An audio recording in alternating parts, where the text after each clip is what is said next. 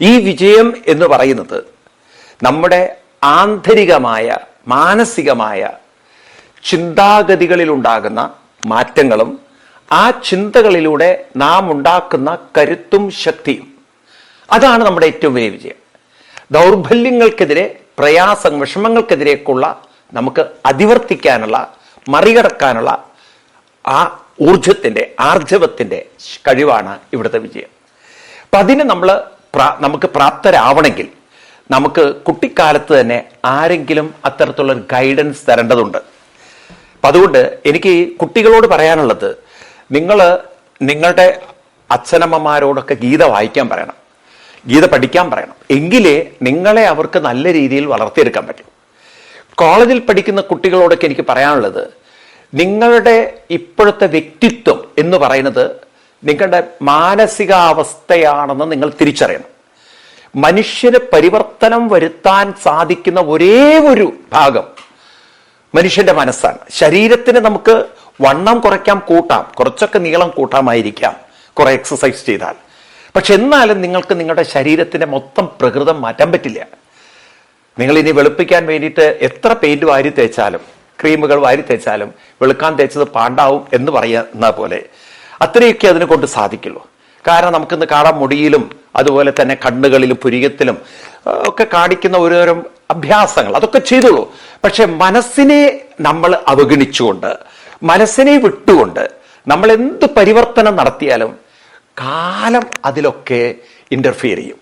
നമ്മുടെ പ്രായത്തെ നിയന്ത്രിക്കാൻ നിങ്ങൾക്ക് സാധിക്കും. എത്രയൊക്കെ നിങ്ങൾ മേക്കപ്പ് ചെയ്താൽ ഒരു 10-60-70 വയസ്സാകുമ്പോൾ അതിൻ്റെതായിട്ടുള്ള ക്ഷീണങ്ങളും അതിൻ്റെതായിട്ടുള്ള ജരാനരകളും നിങ്ങളുടെ ശരീരത്തിൽ കാണും. ഉള്ളിലുള്ള മാംസ പേശികളെ നിങ്ങൾക്ക് ആരോഗ്യത്തോടുകൂടി എന്ന് നിലനിർത്താൻ പറ്റില്ല. മസിലിന്റെ ശക്തിയെ നിങ്ങൾക്ക് നിലനിർത്താൻ പറ്റില്ല.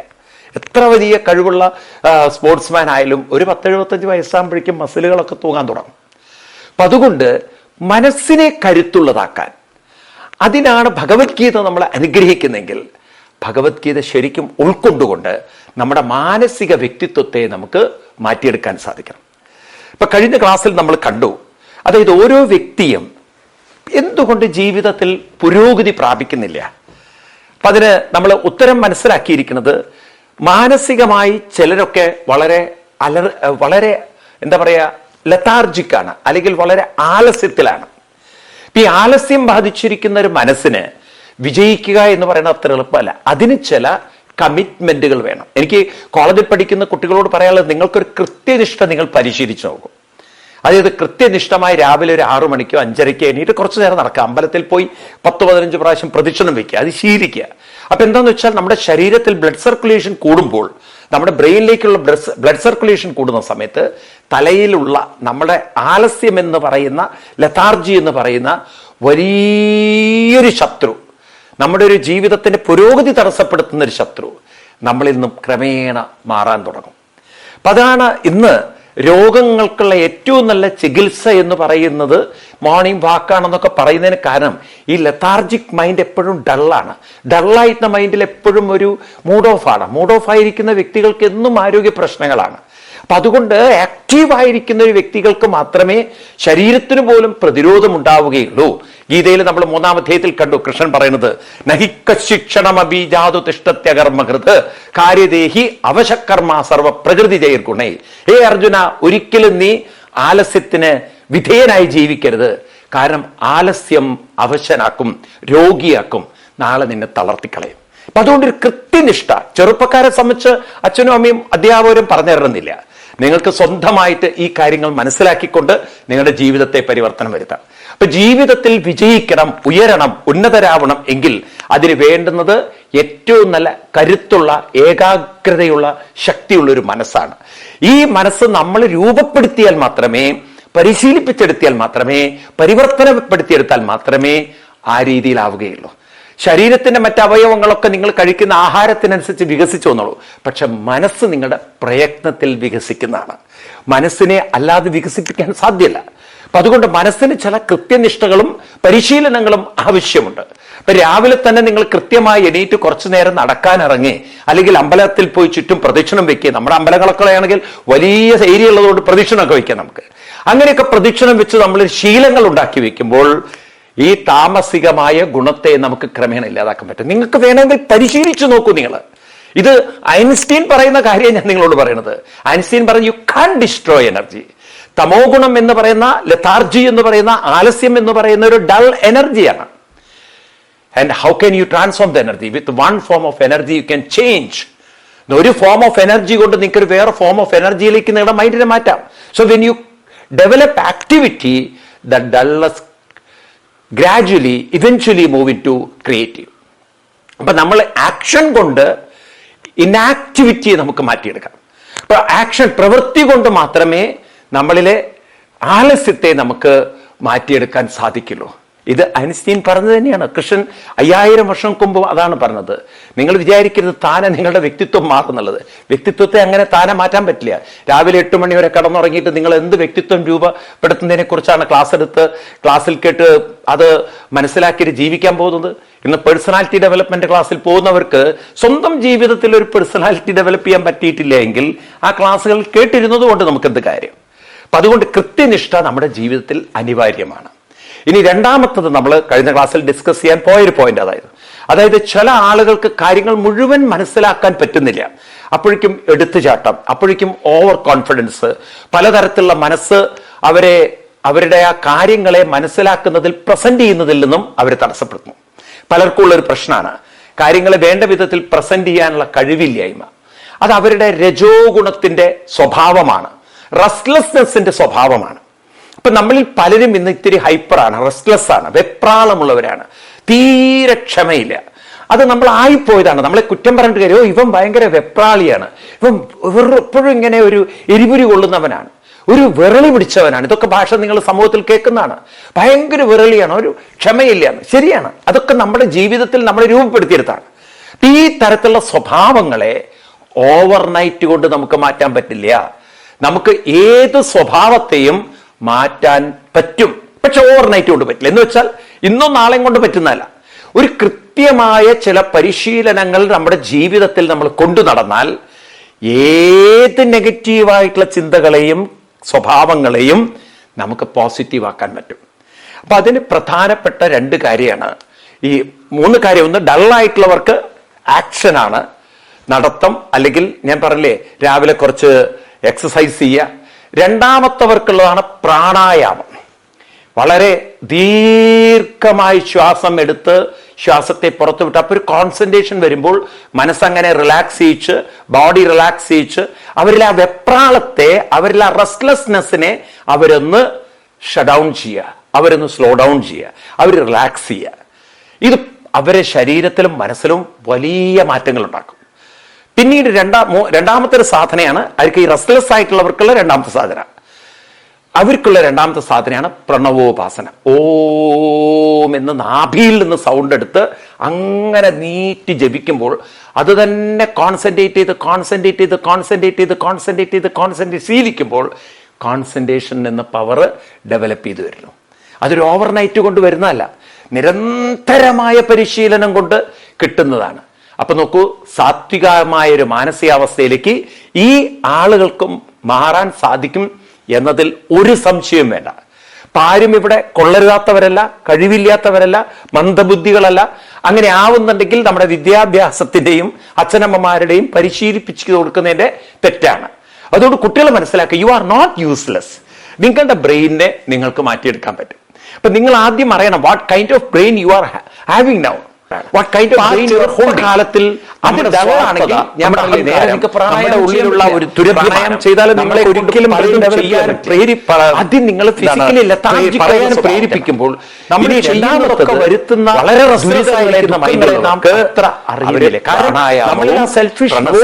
അഭിമാനം കൃത്യനിഷ്ഠയോടെ അനുഷ്ഠിച്ചു. ഈ അഭിമാനം നാളത്തെ മനസ്സിലെ ശത്രു എന്ന് പോലും നമ്മൾ അങ്ങനെ മനസ്സിന്റെ ക്വാളിറ്റി മാറുമ്പോൾ ഈ നാളത്തെ കുട്ടികൾ അറിയില്ലേ.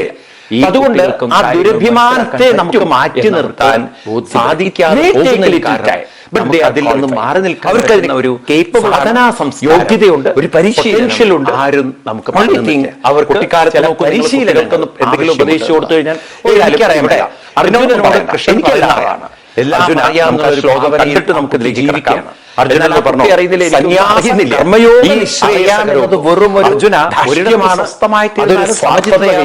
അതൊരു ധീരമാനമാണ് അനുഷ്ഠിച്ച് എന്ന് അങ്ങനെ ജീവിച്ചാൽ ദുര്യോധനൻ പറയുന്ന പോലെ. എന്നാൽ ദുര്യോധനൻ പറഞ്ഞു ഒരു ഗുരുവിനോട് പറയണം ഇതൊക്കെ അനുഷ്ഠിച്ചുകൊണ്ട് യുദ്ധം ചെയ്യാൻ കൈവരിക്കുക എന്ന് പറയുന്നത് ശ്രദ്ധിക്കണം. നിങ്ങൾ സഞ്ജയനൻ സുഖമായിട്ടിരിക്കുക എന്ന് പറയുന്നത് നമ്മളുടെ തെറ്റിദ്ധാരണ ഒരു വെറുതെ സുഖം തന്നെയാണ് വിളിച്ചു പ്രത്യേകിച്ച് ഇന്നത്തെ കാലത്ത് ഒരു സ്വസ്ഥമായ ഭാഗത്തിരുന്ന് വീഡിയോ ഗെയിം അതിലെങ്ങനെ ഒഴുകിയിരിക്കാൻ സമയം പോകുന്ന അറിയില്ല. പക്ഷേ ഉണ്ടാകുന്ന നഷ്ടം വിളിച്ചു എന്നാണ് ഈ ബ്രെയിനിന് ദുര്യോധനൻ അഹങ്കാരമാണ് പറയുന്നത്. ഇതൊക്കെ അവന്റെ സർവനാശത്തിലേക്കുള്ളതാണെന്ന് ഈ അഡിക്ഷൻ കൊണ്ട് എത്തിക്കുന്നത് അതിലേക്കാണ്. ഇതുപോലെ നമ്മുടെ ബ്രെയിനുള്ള പല അവരുടെ ദുരഭിമാനം അല്ലെങ്കിൽ ഞങ്ങൾ ഇങ്ങനെ ജീവിക്കുള്ളൂ എന്നുള്ള പിടിവാശി കൊണ്ട് നമ്മൾ മനസ്സിന്റെ അർജുനനെ ഒരു ഇരുത്തി മനസ്സിനെ വഴിവിട്ട് പോകും. സമൂഹത്തിൽ കുറെ വലിയൊരു കാര്യം ചെയ്യേണ്ട അർജുനൻ അതൊന്നും ചെയ്യാതിരുന്ന രാജ്യത്തിലേക്ക് ഈ സമൂഹത്തിലെ ദുഃഖത്തിൽ ഒരു ധാർമ്മിക വ്യവസ്ഥയിൽ നിലനിർത്തേണ്ട അർജുനൻ ചെയ്യാതിരുന്നാൽ അറിയുന്നില്ല. അർജുനൻ ഇവിടെ അല്ലെങ്കിൽ നാളെ വളരെ തീരുമാനപൂർവമായ സ്വാർത്ഥമായ സംസ്കാരത്തിനെ നമ്മളെ അല്ലെങ്കിൽ അതിനെ നിലനിർത്തുന്ന സമയത്ത് ദുര്യോധനത് മനസ്സിലാകമായി തീർന്നറിയോ. മഹാഭാരത യുദ്ധത്തിൽ 18 ദിവസം ഭീമസേന നാളെ ജീവിതത്തിൽ മുന്നോട്ട് പോകും തോറും അമ്മയിൽ നിന്നും തനിക്ക് എല്ലാവിധ പ്രവർത്തിക്കേണ്ടത് അഭിമാനിച്ചുകൊണ്ട് ദുര്യോധനാരും എനിക്ക് വഴി പറഞ്ഞില്ല. അവിടെ അന്നാരും എനിക്ക് വഴിയിൽ അടിച്ചുകൊണ്ട് ഭീമസേന ആ പ്രചോദനം കൊടുക്കുമ്പോൾ തോന്നാതിരിക്കണമെങ്കിൽ കൃഷ്ണൻ കർമ്മയോഗോധനെ കർമ്മയോഗം ഭീമസേനെ നമ്മുടെ മനസ്സിനെ പരിവർത്തനം പലരും തെറ്റിദ്ധരിച്ചത് തുടങ്ങിയിട്ടുള്ള പരിശീലനം ഉപദേശമാണ് തരുന്നത്. അവൻ വീഴുകയുള്ളൂ, മാറ്റങ്ങൾ ഉണ്ടാക്കും നമ്മളിൽ. അതൊരു വലിയ ഒരു വിജയത്തിന് കാരണമായി തീരും. ഇപ്പൊ മൈൻഡ് സിസ്റ്റം മാറാതെ നമുക്ക് ജീവിതത്തിൽ പുരോഗതി പ്രാപിക്കാൻ പറ്റില്ല. മൈൻഡ് സിസ്റ്റം മാറ്റണമെങ്കിൽ അതിനെ നമ്മൾ വളരെ മനസ്സിലാക്കിക്കൊണ്ട് വളരെ കൺസിസ്റ്റന്റ് ആയിട്ടുള്ള വളരെ ഡിസിപ്ലിൻഡ് ആയിട്ടുള്ള ചില ട്രെയിനിങ് നമ്മുടെ ബ്രെയിൻ സിസ്റ്റത്തിന് കൊടുക്കേണ്ടതുണ്ട്. അതാണ് ഇവിടെ കൃഷ്ണൻ പറയുന്നത്, അർജുന നിനക്ക് 2 കാര്യങ്ങൾ ചെയ്തേ പറ്റുള്ളൂ. ഒന്നാമത്തെ കാര്യം എന്താ വെച്ചാൽ നീ ഒരു സമൂഹത്തിന്റെ തലത്തിൽ നിന്ന് നിൽക്കുമ്പോൾ ഒരു സമൂഹത്തിന് ഉപകാരം ചെയ്യേണ്ട നീ, സമൂഹത്തിന് സേവനം ചെയ്യേണ്ട നീ, അത്തരം സേവനം ചെയ്യാതെ നിന്റെ സ്വാർത്ഥതയ്ക്ക് വേണ്ടി നീ ഒരിടത്ത് മാറി നിന്നാൽ 2 തെറ്റുകൾ. ഒന്ന്, സമൂഹത്തിനെ നീ കൈവിടുക. ഒരു കഴിവുകെട്ട സമൂഹത്തെ അല്ലെങ്കിൽ നിസ്സഹായരായ സമൂഹത്തെ വാർത്തെടുക്കുന്നതിൽ നീ ചെയ്ത പങ്ക്. വേറുവശത്ത് സ്വാർത്ഥരായ ഭരണാധികാരികളെ നിലനിർത്തുന്നതിൽ നീ ചെയ്ത പങ്ക്. നിങ്ങൾ നോക്കൂ, ഇന്ന് അഫ്ഗാനിസ്ഥാന്റെ അവസ്ഥ പോലെ. അഫ്ഗാനിസ്ഥാനിലെ പാവം നിസ്സഹായ ആളുകളെ കൈവിട്ടു എല്ലാവരും. അവിടെയാണെങ്കിലോ വളരെ ക്രൂരമായ അക്രമചിന്തയുള്ള വെടിവെക്കാൻ മാത്രം. എനിക്ക് മനസ്സിലാവുന്നില്ല ഇസ്ലാം മതം തോക്കുമായിട്ട് എങ്ങനെയാ ബന്ധപ്പെട്ടതെന്ന്. മുഹമ്മദ് നബിയുടെ കാലത്ത് തോക്കുണ്ടായിരുന്നില്ല. ഇന്നിപ്പോ തോക്കിൽ വിശ്വസിക്കുന്ന ഇസ്ലാം മതത്തിലാണ് നമ്മൾ കാണുന്നത്. അപ്പൊ മതം നിലനിർത്താൻ തോക്ക് വേണമെന്നൊരു അവസ്ഥയിലേക്ക് ഒരു മതം മതപ്പതിച്ചു പോയാൽ അത്തരം മതങ്ങൾ കൊടുക്കുന്ന ക്രൂരതയിൽ ഒരു ജനവിഭാഗം എന്നും ദുരിതങ്ങളും ദുഃഖങ്ങളും അനുഭവിക്കും. അപ്പൊ അർജുനൻ അതിന്റെ ഒരു വക്താവായി തീരും. ഏതിന്റെ? സമാധാനവും ശാന്തിയും പുരോഗതിയും കൈവരുത്തേണ്ട ഒരു സമൂഹത്തിൽ ഒരു സമൂഹത്തിന്റെ കൂടെ നിൽക്കാതെ തന്റെ സ്വാർത്ഥതയ്ക്ക് വേണ്ടി മാറിയപ്പോൾ ക്രൂര സംസ്കാരത്തിന് വളരാനുള്ള ഒരു അവസരം കൊടുത്തു, നല്ല സംസ്കാരത്തിന് തളരാനുള്ള ഒരു നിയോഗവും അർജുനനാൽ വരുത്തിവെച്ചു. അപ്പൊ അർജുനനെ കുറ്റബോധം ഒരിക്കലും അർജുനനെ വേർപിരിയില്ല. ഇതുപോലെയാണ് ഓരോ മനുഷ്യരെയും. ചെയ്യേണ്ട കാര്യങ്ങൾ ചെയ്യേണ്ട സമയത്ത് നമ്മൾ ചെയ്യാതെ പോയാൽ ഒരു ഏജ് ആകുമ്പോൾ നമുക്ക് മനസ്സിലാവും, ഈശ്വര അന്നൊക്കെ ഇങ്ങനെ പ്രവർത്തിച്ചിരുന്നെങ്കിൽ, അന്നിങ്ങനെ പ്രയത്നിച്ചിരുന്നെങ്കിൽ, അന്ന് ഇതിനു വേണ്ടി നല്ലോണം മെനക്കെട്ടിരുന്നെങ്കിൽ എനിക്ക് എന്തെല്ലാം കൈവരിക്കാൻ സാധിക്കുമായിരുന്നു. തെറ്റുകളും കുറ്റങ്ങളും കുറവുകളും നമുക്ക് കാര്യം കുറെ കഴിഞ്ഞതിന് ശേഷമാണ് മനസ്സിലാവുക. ജീവിതത്തിൽ ഒരു പക്വതയൊക്കെ വരുമ്പോഴാണ് പലർക്കും മനസ്സിലാവുക, അന്ന് എടുത്തു ചാടി ഇങ്ങനെ ചെയ്യരുതായിരുന്നു, അന്ന് അങ്ങനെ പറയരുതായിരുന്നു, അന്ന് അങ്ങനെയൊക്കെ പറഞ്ഞുകൊണ്ടല്ലേ ഇന്ന് എനിക്ക് ഈ ദുരിതങ്ങൾ വന്നത്. പലർക്കും ജീവിതത്തിൽ റിഗ്രറ്റ് വരുന്നത് അവരുടെ ജീവിതത്തിന്റെ അവസാന കാലഘട്ടങ്ങളിലാണ്, അല്ലെങ്കിൽ പ്രായമാകുമ്പോഴാണ്, പക്വത വരുമ്പോഴാണ്. അപ്പൊ ആ ചെറുപ്പകാലത്തിൽ നമ്മുടെ സ്വാർത്ഥത, നമ്മുടെ അഹങ്കാരം, നമ്മുടെ ഉള്ളിലുള്ള ഒരു ദുരഭിമാനം നമ്മളെ കൊണ്ട് പലതും ചെയ്യാനും പറയാനും പ്രേരിപ്പിക്കുമ്പോൾ നമ്മൾ ചെയ്യുന്നതൊക്കെ വരുത്തുന്ന ദുരിതങ്ങളെ, ദുഃഖങ്ങളെ നാം അത്ര അറിയുന്നില്ല. കാരണം നമ്മളിൽ ആ സെൽഫിഷ്നെസ്, നമ്മളിൽ ആ അഭിമാനം വളരെ മുഴച്ചു നിൽക്കുകയാണ്. ഈ അഭിമാനം ആണ് നാളത്തെ നമ്മുടെ ശത്രു എന്ന് പോലും നമ്മളാരും അറിയുന്നില്ല. ഈ ദുരഭിമാനാണ് നാളത്തെ നമ്മുടെ ദുരിതം ഉണ്ടാക്കുന്നത് നമ്മൾ അറിയുന്നില്ല. അപ്പൊ അതുകൊണ്ട് ആ ദുരഭിമാനത്തെ നമുക്ക് മാറ്റി നിർത്താൻ സാധിക്കാതെ പോകുന്നതിന് കാരണം നമുക്ക് അതിൽ നിന്നും മാറി നിൽക്കാൻ പറ്റുന്ന ഒരു സാധനാ സംസ്കാരം, ഒരു പരിശീലനം ആരും നമുക്ക് പറഞ്ഞു തന്നിട്ടില്ല. കുട്ടിക്കാലത്ത് നോക്കൂ, നിങ്ങൾ കുട്ടികൾക്കൊന്ന് എന്തെങ്കിലും ഉപദേശിച്ചു കൊടുത്തു കഴിഞ്ഞാൽ, ഓ എനിക്കറിയാമല്ല, എന്നോടൊന്നും പറയണ്ട, എനിക്കെല്ലാം അറിയാം, എല്ലാം അറിയാം എന്നുള്ളൊരു ഭാവനയിൽ ആ കുട്ടി ജീവിക്കുകയാണ്. എന്നാൽ ആ കുട്ടി അറിയുന്നില്ല, എനിക്കൊന്നും അറിയുന്നില്ല.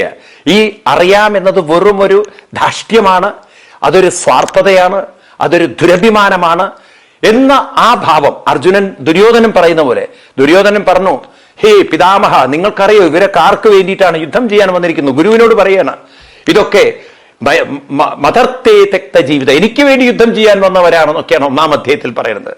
അപ്പോഴാണ് തസ്യ സഞ്ജയനൻ ഹർഷൻ കുരുവൃദ്ധ പിതാമഹ, അദ്ദേഹം മനസ്സിലാക്കി ഇവൻ വിവരക്കേട് ഇനിയും വിളിച്ചു പറയുന്നു. അപ്പൊ അപ്പോഴേക്കും അദ്ദേഹം തന്റെ ശങ്കെടുത്ത് സിംഹനാദം വിനച്ചൊദ്ധി, അങ്ങനെ ശങ്കെടുത്തുകൊണ്ട് ഉച്ചത്തിൽ വിളിച്ചു എന്നാണ് പിതാമഹൻ. കാരണം ദുര്യോധനൻ പറയുന്നത് മുഴുവൻ അവന്റെ ദുരഭിമാനവും സ്വാർത്ഥതയും അഹങ്കാരമാണ് പറയുന്നത്. ഇതൊക്കെ അവന്റെ അന്ത്യത്തിലേക്കുള്ള, നാശത്തിലേക്കുള്ള, സർവനാശത്തിലേക്കുള്ളതാണെന്ന് പാവം ഭീഷ്മർക്ക് മനസ്സിലാവുന്നുണ്ട്. ഇതുപോലെ ഇന്നത്തെ സമൂഹവും ഇങ്ങനെ അവരുടെ ദുരഭിമാനം കൊണ്ട് എടുത്തുചാട്ടം ചെയ്ത്, അല്ലെങ്കിൽ ഞങ്ങൾക്കെല്ലാം അറിയാം, ഞങ്ങൾ ഇങ്ങനെ ജീവിക്കുള്ളൂ എന്നുള്ള പിടിവാശി കൊണ്ട് ആലസ്യത്തിനും മനസ്സിന്റെ അസ്വസ്ഥതയ്ക്കും മനസ്സിന്റെ അതിക്രമത്തിനും അങ്ങനെ വഴിവിട്ട് പോകുമ്പോൾ കുറെ കഴിഞ്ഞാൽ ഈ മനസ്സാണ് നാളത്തെ വലിയ പരാജയത്തിലേക്കും വലിയ ദുഃഖത്തിലേക്കും നമ്മളെ നയിക്കുന്നതെന്ന് പാവം നമ്മൾ അറിയുന്നില്ല. ഇന്നല്ലെങ്കിൽ നാളെ ആ അഭിമാനം നമുക്കൊരു പാഠം പഠിപ്പിക്കും. നമ്മളെ ഇന്നല്ലെങ്കിൽ നാളെ പഠിപ്പിച്ചേ പറ്റുള്ളൂ.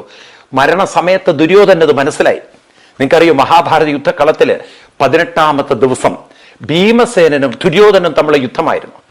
അമ്മയിൽ നിന്നും തനിക്ക് എല്ലാവിധ ശക്തിയും കിട്ടിയിട്ടുണ്ടെന്ന ദുരഭിമാനത്തിൽ അഭിമാനിച്ചുകൊണ്ട് ദുര്യോധനൻ നിൽക്കുമ്പോൾ അവിടെ കൃഷ്ണൻ തന്റെ തുടയിൽ അടിച്ചുകൊണ്ട് ഭീമസേന പ്രചോദനം കൊടുക്കുമ്പോൾ കൃഷ്ണൻ ദുര്യോധനനെയും ഭീമസേനെയും യുദ്ധം ചെയ്യാൻ പ്രോത്സാഹിപ്പിക്കുകയാണെന്നാണ് പലരും തെറ്റിദ്ധരിച്ചത്. എന്നാൽ ഭീമസേനെ സംബന്ധിച്ച് ഭീമസേന മനസ്സിലായി, കൃഷ്ണൻ തനിക്ക് വലിയ ഉപദേശമാണ് തരുന്നത്. ഈ ദുര്യോധനന്റെ തുടയിൽ അടിച്ചാൽ മാത്രമേ അവൻ വീഴുകയുള്ളൂ എന്ന്. ആ തുടയിൽ അടിക്കുന്നതിന് കാരണമുണ്ട്. പണ്ട് പാഞ്ചാലിയെ വസ്ത്രാപഹരണമൊക്കെ അറിയാലോ നിങ്ങൾക്ക്, ആ കഥകള്. അതായത് ചൂതുകളിയിലൊക്കെ തോറ്റുപോയി അങ്ങനെ പാഞ്ചാലിയെ പിടിച്ചു വലിച്ചു കൊണ്ടുവരികയാണ്. അങ്ങനെ പിടിച്ചു വലിച്ചു കൊണ്ടുവന്ന് പാഞ്ചാലി ചോദിക്കുന്നുണ്ട്, പണയപ്പെട്ട ആള് മറ്റൊരാളെ പണയം വെക്കുന്നത് ശരിയാണോ എന്നുള്ള ധാർമ്മിക ചോദ്യങ്ങളൊക്കെ ചോദിക്കും. ഈ ധാർമ്മിക ചോദ്യങ്ങളൊക്കെ ചോദിക്കുന്ന സമയത്ത് ആരും ഉത്തരം പറയാതിരുന്നു. ഈവൻ പാണ്ഡവന്മാർക്ക് ഉത്തരം പറയാൻ പറ്റില്ല, കാരണം അവരൊക്കെ ഇവിടെ പണയം വെക്കപ്പെട്ടവരാണ്. അപ്പോ പിതാമഹനോടും വിതുരരോടൊക്കെ ചോദിച്ചു, ഞാൻ പണയം വെക്കപ്പെട്ടവളല്ല, എന്നെ പണയം വെക്കാൻ ഈ പണയം വെക്കപ്പെട്ട ധർമ്മപുത്രന് യുധിഷ്ഠിരന് അധികാരമുണ്ടോ? അപ്പൊ ഇതിന് ഉത്തരമില്ല ആർക്കും. ആ സമയത്ത് ദുര്യോധനൻ തന്റെ തുടയിലടിച്ച് മുണ്ടൊക്കെ അങ്ങോട്ട് വലിച്ചു പൊക്കി തുട കാണിച്ചിട്ട് അഴിച്ചു മാറ്റണ ദുശാസന വസ്ത്രം എന്ന് പറഞ്ഞു. അപ്പൊ ആ തുടയിലടിക്കുന്ന രംഗം ഭീമസേനൻ കണ്ടു. തന്റെ തുണിയൊക്കെ ഉയർത്തി കാണിച്ച് ആ തുടയിൽ ഇങ്ങനെ അടിക്കുന്നത്, ഈ വലിയ വലിയ മല്ലന്മാരൊക്കെ ഇങ്ങനെ തുടയിലടിക്കും, അവരെ ആ ശക്തി കാണിക്കാൻ വേണ്ടിയിട്ട് ഇങ്ങനെ ഈ തുടയിൽ ഇങ്ങനെ അടിക്കുന്നത് കണ്ടപ്പോ ഭീമസേനന് അന്ന് കലി കയറി. കാരണം പാഞ്ചാലിയുടെ വസ്ത്രം മാറ്റാനാണ് ദുശാസന നിർദ്ദേശം കൊടുക്കുന്നത്, അപമാനിക്കാനാണ് നിർദ്ദേശം കൊടുക്കുന്നത്. അപ്പൊ ഇത് ഒന്ന് കൃഷ്ണൻ തുടയിൽ തട്ടി പ്രോത്സാഹിപ്പിക്കുമ്പോൾ ദുര്യോധനന്റെ തുടകാരനാണ്, അല്ലെങ്കിൽ ആ തുടയിലടി ആണ് അന്ന് ദുശാസനന് പാഞ്ചാലി അപമാനിക്കാൻ പ്രേരണ കൊടുത്തതെന്ന തിരിച്ചറിവ് ഭീമസേന ഉണ്ടാക്കി. പെട്ടെന്ന് ഭീമസേനൻ തന്റെ ഗതയെടുത്ത് എന്താ പറയാ ഭീമാകാരമായ അലർച്ചയോടുകൂടിയിട്ടൊക്കെയാണ് ദുര്യോധന്റെ തുടയിൽ ആഞ്ഞടിക്കുകയാണ്. തുട ചിതറി വീണുപോയി, പൊട്ടിച്ചെതറിയ, പിടിച്ചു നിൽക്കാൻ പറ്റില്ല, തുടയിലുകൾ അടിച്ച് തകർത്ത് കളഞ്ഞു. ദുര്യോധനൻ വീണു. ദുര്യോധനൻ മരിച്ചിട്ടില്ല, ദുര്യോധനൻ വീണ് കിടക്കുകയാണ്. അങ്ങനെ മരിക്കാതെ മരിച്ചുപോലെ നിസ്സഹായനായി കിടക്കുന്ന ദുര്യോധനൻ, ആ ദുര്യോധന്റെ അടുത്തേക്ക് അശ്വത്ഥാമാവ് വരികയാണ്. അശ്വത്ഥാമ എന്ന് പറഞ്ഞാൽ ദ്രോണാചാര്യപുത്രൻ. വരുന്നത് 5 കുട്ടികളുടെ തലയുമായിട്ടാണ്. പാണ്ഡവരുടെ ശിബിരത്തിൽ കിടന്നുറങ്ങിയ പാണ്ഡവർക്ക് ദ്രൗപദിയിലുള്ള പാഞ്ചാലിയുള്ള 5 കുട്ടികളെ ഈ കുട്ടികളുടെ തലയെ മറത്തുകൊണ്ടാണ് കൊണ്ടുവരുന്നത്. ആ സമയത്ത് ദുര്യോധനൻ പൊട്ടിക്കരഞ്ഞുകൊണ്ട് പറയുന്നുണ്ട്, അശ്വത്ഥാമാവേ നീ ഇത് ചെയ്യരുതായിരുന്നു. പ്രത്യേകിച്ച് യുദ്ധം കഴിഞ്ഞ് സന്ധ്യ കഴിഞ്ഞിട്ടാണ് അശ്വത്ഥാമാവ് ചെയ്യുന്നത്. ഇതൊട്ടും ചേർന്നതല്ല. കാരണം ആ സമയത്ത് ദുര്യോധനന് മനസ്സിലായി തൻ്റെ ദുരഭിമാനമാണ് ഈ രാജ്യത്തെ മുഴുവൻ നശിപ്പിക്കുന്നതിന്, ഒരു രാജവംശത്തെ തകർക്കുന്നതിന് മുഴുവൻ കാരണമായത്. ആ കുറ്റബോധം ഇന്നല്ലെങ്കിൽ നാളെ മനുഷ്യന് വേട്ടയാണ്. അത് കുറേ കഴിഞ്ഞാണ് മനുഷ്യരിൽ തിരിച്ചറിവുണ്ടാവുക. അതാണ് പലരും കല്യാണമൊക്കെ കഴിഞ്ഞ് തമ്മിൽ തെറ്റി ഡൈവേഴ്സൊക്കെ ചെയ്ത് ഒരു 10-30 കൊല്ലം കഴിയുമ്പോഴാണ്, അയ്യോ ഒന്ന് ഞാൻ അവളോട് അങ്ങനെ പറയേണ്ടിയില്ലായിരുന്നു, അല്ലെങ്കിൽ ഞാൻ അന്ന് അങ്ങനെ അദ്ദേഹത്തോട് പറയേണ്ടിയില്ലായിരുന്നു, എന്നിട്ടിപ്പോൾ എന്താ ഒരു ഗുണം ഉണ്ടായത് എന്നൊക്കെ പറഞ്ഞുള്ള ആ കുറ്റബോധങ്ങളും ആ വകതിരിവില്ലായ്മയും അന്നത്തെ എടുത്തുചാട്ടങ്ങളും മറ്റുള്ളവർ പറയുന്നതിനനുസരിച്ച് പെരുമാറിയതിൻ്റെ ഒക്കെ ദോഷങ്ങൾ ചിന്തിക്കുന്നത്. അപ്പോഴേ കാലം പോയി, കാലം കഴിഞ്ഞിട്ടാണ് നമുക്ക് തിരിച്ചറിവ് വരുന്നത്. നമ്മൾ പറയല്ലേ എല്ലാം പിന്നീടാണ് താപം വരുന്നത്.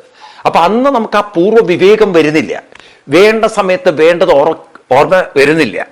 ഇവിടെയാണ് ചെറുപ്പകാലത്തിൽ തന്നെ സാധന അനുഷ്ഠാനങ്ങൾ ഉണ്ടെങ്കിൽ നമുക്ക് കുറച്ചെങ്കിലും നമുക്ക് ഒരു വകതിരിവ് വരും. എന്താണ് ആ വകതിരിവ്?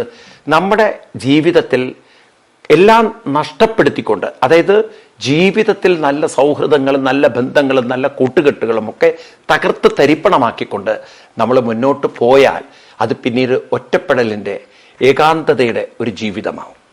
അതേപോലെ തന്നെ നാം അക്രമത്തെ അതിക്രമത്തെ ഒക്കെ സ്വാർത്ഥതയൊക്കെ അവഗണിച്ചു പോയാൽ നാളെ അത്തരം ശക്തികളൊക്കെ കരുത്തുള്ളതായി തീർന്ന് പിന്നെ നമുക്ക് നിയന്ത്രിക്കാൻ പറ്റാതെയാവും. നിങ്ങൾ നോക്കൂ, ഇപ്പോൾ വളരെ പ്രസിദ്ധമായൊരു സിനിമയാണ് കാശ്മീർ ഫയൽസ് എന്ന് പറഞ്ഞിട്ട്. കാശ്മീർ പണ്ഡിറ്റുകൾ അനുഭവിച്ചിരിക്കുന്ന ദുരിതങ്ങളെക്കുറിച്ച് പറയുന്ന കഥ. അതിപ്പം നമ്മൾ കാണുമ്പോൾ 1990കളിൽ അവിടുത്തെ പണ്ഡിറ്റുകൾ ഇന്ന് ആ സിനിമയിലേക്ക് എത്തേണ്ട ഒരു അവസ്ഥ വന്ന് എന്തുകൊണ്ടാണ് നമുക്ക് മനസ്സിലാവും. അവരുടെ ഇടയിൽ ഐക്യമുണ്ടായിരുന്നില്ല, ഒത്തൊരുമ ഉണ്ടായിരുന്നില്ല. ഈ മറുഭാഗത്ത് അവിടെ മുസ്ലിം സമുദായത്തിലെ ഒരു വിഭാഗം അക്രമകാരികളായി വളരെ എന്താ പറയുക മനുഷ്യത്വമില്ലാത്ത മതം തലയിൽ കയറി ക്രൂരന്മാരായി തീർന്നപ്പോൾ അവർക്ക് ഇരകളായി ഒരു മാറേണ്ടി വന്നു. എന്നാൽ അവരുടെ നീക്കങ്ങളെ മനസ്സിലാക്കിക്കൊണ്ട് ഒറ്റക്കെട്ടായി നിന്നിരുന്നുവെങ്കിൽ ഒരു തരത്തിലും അവരെ തകർക്കാൻ പറ്റില്ലായിരുന്നു. നിങ്ങൾ ഇസ്രായേലിന്റെ കഥ എടുത്ത് പഠിക്കൂ. ഇസ്രായേൽ എന്ന് പറഞ്ഞാൽ വളരെ കുറഞ്ഞ ജൂതന്മാരുടെ രാജ്യമാണ്. അതിനു ചുറ്റും ഈജിപ്ത് ഉണ്ട്, അതുപോലെ തന്നെ അങ്ങോട്ട് യമൻ തുടങ്ങിയിട്ട് ഒരുപാട് ഇസ്ലാമിക, പലസ്തീൻ ഒക്കെ ഇസ്ലാമിക രാജ്യമാണ്. അവിടെയൊക്കെ ഇസ്ലാമിക നിയമങ്ങളുണ്ട്. ഈ ജൂതന്മാരുടെ നേരെയാണ് ഇവരുടെ അക്രമം. പക്ഷേ ജൂതന്മാർക്ക് എപ്പോഴും അറിയാം ഇവർ ആക്രമിക്കുന്നുള്ളത്. അതുകൊണ്ട് തന്നെ അവർ അങ്ങേയറ്റം ബുദ്ധിപരമായിട്ടുള്ള ടെക്നോളജികളൊക്കെ കണ്ടെത്തി ഒരു തരത്തിലും അവരെ തകർക്കാൻ പറ്റാത്ത വിധത്തിൽ അവരങ്ങനെ വളർന്നു. ഈ ഇസ്ലാമിക രാജ്യത്തിലുള്ളവരൊക്കെ വെറും കഴിക്കുന്നതിലും കിടക്കുന്നതിലും കെട്ടുന്നതിലും കുട്ടികൾ ഉണ്ടാക്കുന്നതിലും മാത്രം ഒതുങ്ങിയപ്പോൾ ഇവിടെ ബുദ്ധിപരമായി വളർന്ന് അതുകൊണ്ട് പലതരത്തിലുള്ള കണ്ടുപിടുത്തങ്ങളും ഗവേഷണങ്ങളും കണ്ടുപിടിച്ച് ലോകത്തിലേക്ക് മുഴുവൻ ആയുധങ്ങൾ കയറ്റി അയച്ച് കാശുണ്ടാക്കി. അതുകൊണ്ട് ആ ഇസ്രായേൽ എന്ന് പറയുന്ന രാജ്യത്തെ തോൽപ്പിക്കാൻ ആർക്കും സാധിച്ചില്ല എന്ന് മാത്രമല്ല, ഇന്ന് അവർ ഭയപ്പെട്ട് ജീവിക്കേണ്ട അവസ്ഥയിലേക്ക് വന്നു. എണ്ണം കൊണ്ട് ഇസ്ലാമിക സമൂഹം കൂടുതലാണെങ്കിലും എണ്ണം കൊണ്ട് ജൂതന്മാർ കുറവാണെങ്കിലും കഴിവുകൊണ്ടും ബുദ്ധി കൊണ്ടും എണ്ണമുള്ളവരെക്കാൾ വണ്ണമുള്ളവരായി അവർ മാറി.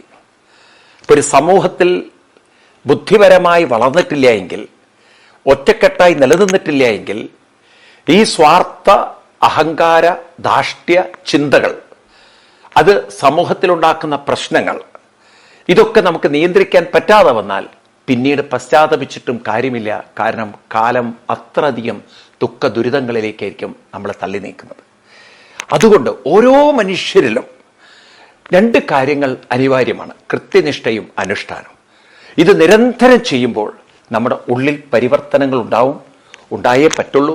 ആ പരിവർത്തനങ്ങൾ ഉണ്ടാകുമ്പോൾ കുറേയൊക്കെ നമ്മുടെ ഉള്ളിൽ നമുക്ക് നമ്മുടെ അഹന്തയെ, നമ്മുടെ ദുരഭിമാനത്തെ നിയന്ത്രിച്ച് നിർത്തി പല അപകടങ്ങളെയും മുൻകൂട്ടി കണ്ടുകൊണ്ട്, അതുപോലെ മറ്റുള്ളവർ അപകടം ചെയ്യുമ്പോൾ അതിൽ നിന്ന് മാറി നിന്ന് എതിർക്കേണ്ടതിനെ എതിർത്തുകൊണ്ട്, സമൂഹത്തിനെ സഹായിക്കാൻ ഉള്ളൊരു സന്ദർഭം കിട്ടിയാൽ സഹായിച്ചുകൊണ്ട് നമുക്കൊരു പുതിയ വ്യക്തിത്വം, ഒരു ശ്രേഷ്ഠമായ വ്യക്തിത്വം നമ്മളിൽ രൂപപ്പെടുത്താൻ സാധിക്കും. അപ്പോൾ ഓരോ മനുഷ്യർക്കും അവരിലെ മഹത്വരമാർന്നൊരു വ്യക്തിത്വത്തെ സൃഷ്ടിക്കാൻ, മാറ്റിയെടുക്കാൻ സാധിക്കും എന്ന് ഉറപ്പ് തരികയാണ് ഭഗവത്ഗീത. അതുകൊണ്ട് നമുക്ക് ഈ ഗീതയുടെ അടുത്ത ശ്ലോകങ്ങൾ വളരെ ആഴത്തിൽ പഠിക്കേണ്ടതുണ്ട്. നമ്മളെ കഴിവുള്ളവരാക്കുന്ന, പ്രാപ്തരാക്കുന്ന, നമ്മുടെ ജീവിതം ധന്യമാക്കുന്ന ഇത്തരത്തിലുള്ള കൃതികളാണ് സത്യത്തിൽ നമ്മുടെ ജീവിതത്തിൽ നമുക്ക് വേണ്ടത്. അതുകൊണ്ട് എല്ലാവരോടും എനിക്കൊരു അപേക്ഷയുണ്ട്. ഗീത നമുക്ക് പഠിച്ച് പ്രചരിപ്പിച്ചുകൊണ്ട് സമൂഹത്തിൽ കഴിവില്ലാത്തവരായിട്ട് ആരുമില്ല, എല്ലാവരും ശ്രേഷ്ഠന്മാരാണ്. പ്രൊവൈഡഡ് അവരെ മനസ്സിനെ അവർ പരിണാമം വരുത്താൻ, പരിവർത്തനം വരുത്താൻ, പരിശുദ്ധീകരിക്കാൻ, പവിത്രീകരിക്കാൻ, ഉയർത്തിയെടുക്കാൻ അവർ പരിശീലിക്കാൻ തയ്യാറാണെങ്കിൽ, അതിന് അവരുടെ ജീവിതത്തിൽ ഒരു നിർബന്ധ ബുദ്ധി അവർ കാണിക്കുകയാണെങ്കിൽ ഏത് വ്യക്തികൾക്കും അവരുടെ ജീവിതത്തിൽ വലിയ അനുഗ്രഹീതമായ, സംതൃപ്തി നിറഞ്ഞ, സന്തുഷ്ടിയുള്ള, വളരെയധികം ഒരു നമുക്ക് തന്നെ നമ്മൾ പറയില്ലേ, ജീവിതത്തിൽ ഒരു കൃതാർത്ഥതയുള്ള ഒരു ധന്യജീവിതം അവർക്ക് നയിക്കാൻ സാധിക്കും.